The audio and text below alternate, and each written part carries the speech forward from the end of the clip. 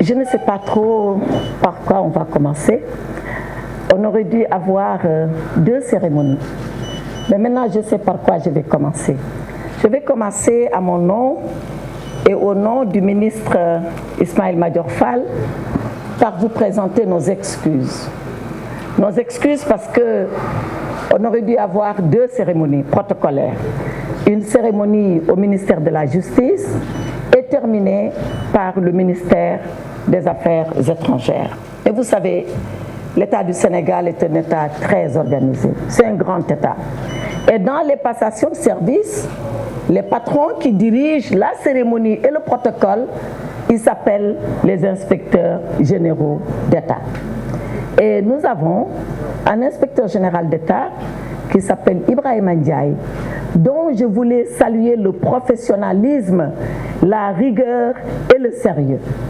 L'inspecteur général Ndiaye nous a dit, moi, l'inspecteur général, je passe le service de Ismaël Madior Fall à vous, Aïssata Tall. Ensuite, je passe le service de vous, Aïssata Tall, à Ismaël Madior Fall. Et après, vous ferez les discours. Donc, comme on a pensé qu'on ne pouvait pas faire 2 discours, nous avons pensé qu'il était bon de vous rassembler tous ici et je remercie Ismaël Madior de l'avoir accepté pour qu'on fasse un seul discours, même si nous avons fait 2 passations et 2 passations dans les règles de l'art.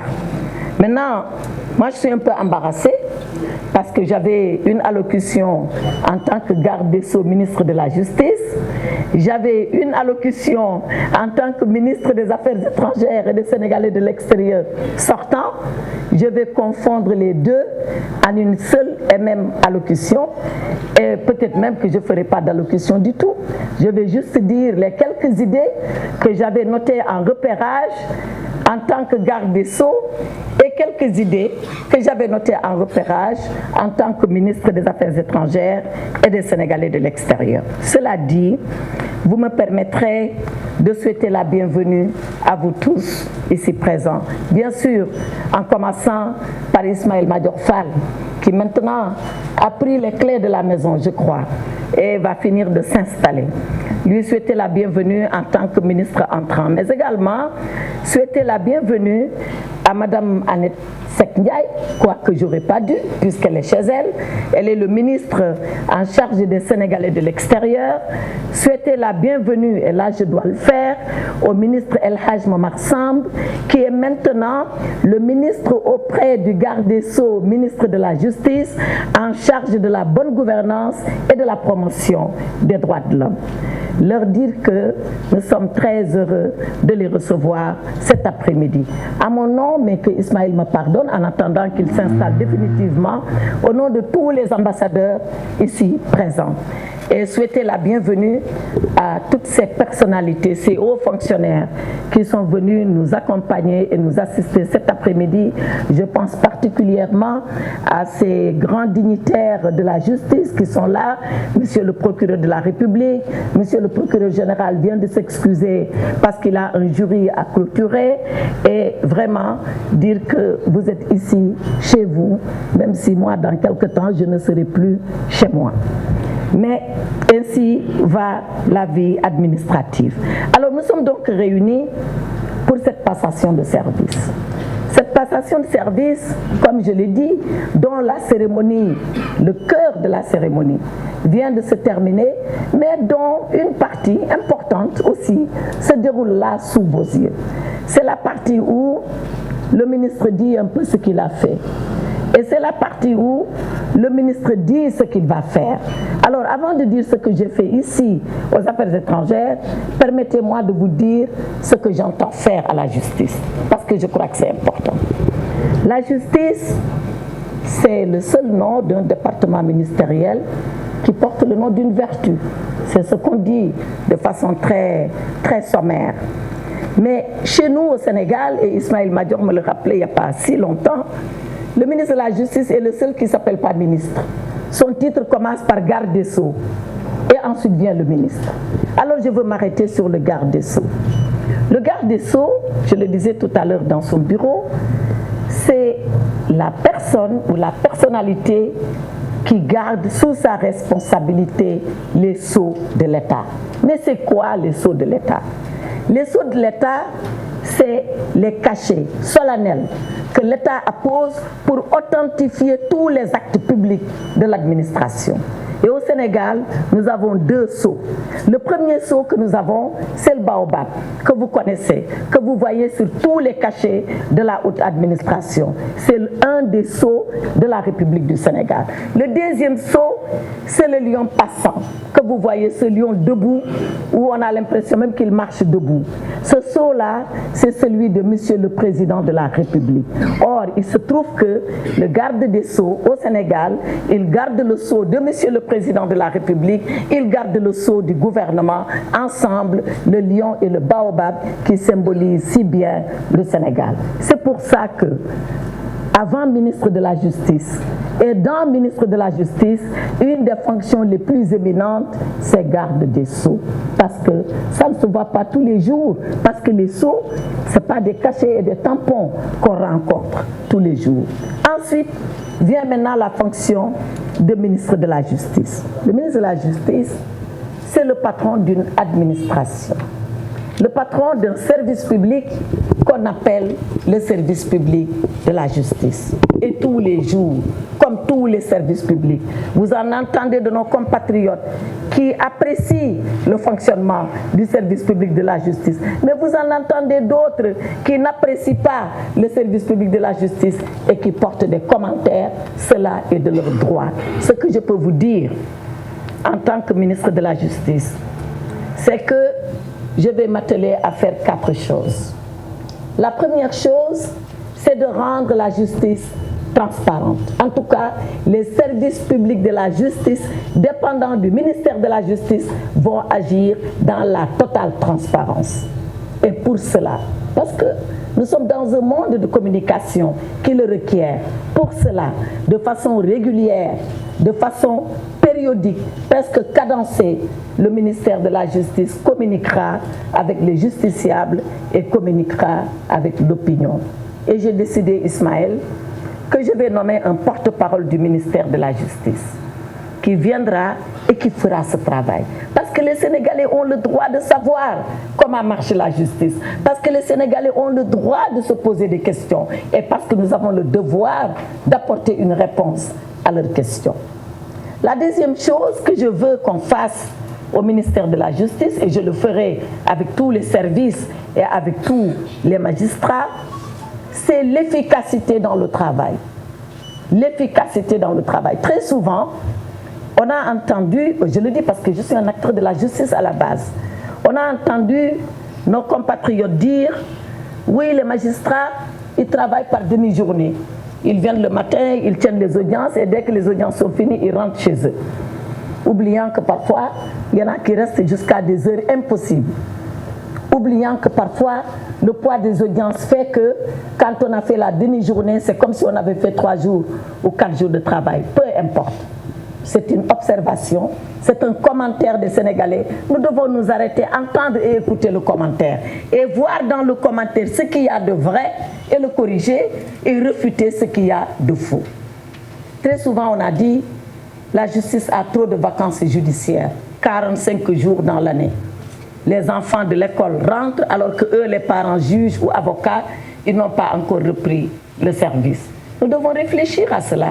C'est une interrogation des Sénégalais. Je ne dis pas que ce qu'ils disent est vrai, mais je pense que nous devons nous arrêter à cela et voir là aussi ce que nous pouvons faire en réfléchissant, nous tous ensemble, magistrats comme les autres acteurs de la justice. Donc, l'efficacité dans le travail du service public de la justice. Être là au moment où il faut l'être, donner au travail tout le temps nécessaire qu'on doit lui consacrer. Le troisième point sur lequel je vais devoir m'atteler en tant que garde des Sceaux, c'est la diligence. La diligence dans le traitement des dossiers. Il n'y a rien qui puisse expliquer que le temps de l'horloge soit suspendu à la justice. Il n'y a rien qui puisse l'expliquer. Quand le travail doit se faire, il doit se faire dans les délais requis. et dans les délais requis est le membre de phrase le plus important que je prononce ici. Faire de telle sorte que les dossiers soient jugés à temps. On s'est toujours plaint des longues détentions. Pourquoi les gens, pendant très longtemps, sont en prison à attendre qu'ils soient jugés, à attendre qu'ils soient programmés et on ne leur dit rien. Je pense que le moment est venu de nous arrêter sur cela. Le moment est venu de nous arrêter sur l'engorgement de nos tribunaux. Le moment est venu de purger tout cela et de voir comment dans la diligence, c'est-à-dire dans la rapidité, traiter ces affaires et les juger. Parce que disons-nous-le, pour nous dire la vérité, ceux-là qui subissent les longues détentions, c'est les gens pauvres qui ne peuvent pas payer un avocat, qui n'ont pas de parents pour faire des interventions, qui ne connaissent personne de personne et qui croupissent en prison. Nous devons mettre fin à cela. Et je vais m'y engager. Et dès le premier jour, je commettrai ligage l'inspecteur général des affaires judiciaires pour qu'il procède à un audit des longues détentions, nous permettant d'avoir un calendrier de purge de tous ces dossiers pour que les gens ne soient plus mécontents de ce point de vue. Enfin, quatrième et dernier point, c'est l'application de la loi. L'application de la loi à laquelle personne ne peut échapper. D'ailleurs, personne ne doit échapper. Mais la loi, toute la loi, et toute la loi, ce n'est pas au-delà de la loi, mais ce n'est pas en deçà de la loi. C'est juste la loi. Et cette loi, elle doit s'appliquer dans toute sa rigueur. Dans toute sa rigueur veut dire que quand la personne elle est innocente, qu'il faut la libérer. Totalement. Mais quand elle est coupable, il faut la punir parce qu'elle est coupable. Parce que le droit, il n'est pas fait parce qu'on a envie de faire la justice. Le droit a été fait comme une règle sociale pour réglementer la vie en société et faire que la communauté, elle reste dans l'harmonie. C'est ça, le droit. C'est une science sociale qui équilibre la société, qui régule la société, qui harmonise la société. Alors, qu'est-ce qui va arriver? Si vous sanctionnez un alors qu'il est innocent, vous avez déséquilibré la société. Mais si vous laissez un alors qu'il est coupable et que vous avez, vous, la faiblesse de le sanctionner, c'est vous qui avez désorganisé la société. Et comme le disait le président Diouf, dans cet exercice, il faudrait tout simplement, appliquant la loi, le faire sans aucune faiblesse coupable, mais sans aucune cruauté inutile. Sans aucune cruauté inutile, mais sans faiblesse coupable. La loi, rien que la loi, toute la loi dans sa rigueur. Voilà donc les 4 choses que je m'étais promis de dire à la cérémonie de la justice. Pour le reste, comme je le disais, le ministère, nous allons l'exercer avec El Hadj Momar Samb, ici présent. El Hadj Momar Samb qui va s'occuper de bonne gouvernance et de promotion des droits de l'homme. La bonne gouvernance, nous savons ce que c'est. Mais nous savons aussi ce que le président Macky Sall a fait dans le cadre de la bonne gouvernance. Quand il est arrivé au pouvoir en 2012, nous avions ici un organisme qui s'appelait la Commission nationale de lutte contre la corruption et la concussion. Il a pensé que cette commission, pas qu'elle n'a pas travaillé, mais qu'elle avait fait son temps. Et il faut qu'il fasse autre chose. Et il a mis en place l'OFNAC. Et il a ramené la CREI, qui est d'ailleurs en train de subir des réformes pour encore mieux l'ajuster aux demandes et aux défis de notre temps. Donc le président Sall fait pour la bonne gouvernance. Mais en la matière, El Hadj Momar Samb, le travail n'est jamais achevé. Il est toujours commencé et il est toujours à performer. Donc de ce point de vue, vous aurez beaucoup à faire. Le ministre Mamadou Salif Sow y a travaillé pendant toutes les années qu'il a été le ministre auprès des gardes des Sceaux en charge de la bonne gouvernance et des droits de l'homme. Aujourd'hui, vous prenez le relais, vous le ferez. Pour les droits de l'homme, les ambassadeurs sont là pour en être le témoin. D'ailleurs, je me rends compte qu'en la matière, le ministère des Affaires étrangères et le ministère de la Justice se partagent un peu les responsabilités.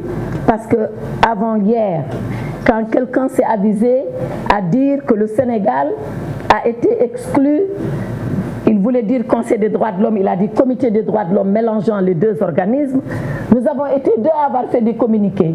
Moi, j'ai fait un communiqué en tant que Maïs pour dire que ce n'est pas vrai. Vous, vous avez fait un communiqué en tant que garde des Sceaux pour dire que ce n'est pas vrai. Donc, on va continuer encore à nous partager la promotion des droits de l'homme. Nous, dans l'application matérielle et effective, et vous, dans la promotion par la diplomatie que vous allez le faire. Toujours est-il que, sur les droits de l'homme non plus, le Sénégal n'a de leçons à recevoir de personne.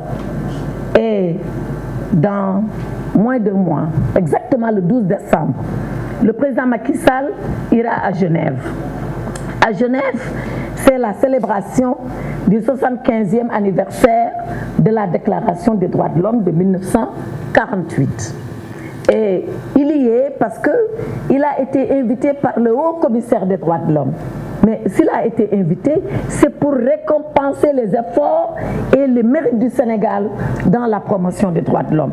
Donc je pense que c'est le désaveu le plus cinglant à tous ceux-là qui ont pensé, qui ont dit, qui ont écrit et qui ont véhiculé que le Sénégal n'est pas un pays de droits de l'homme. Alors El Hadj Momar Samb, voilà le morceau qui vous est désormais dévolu.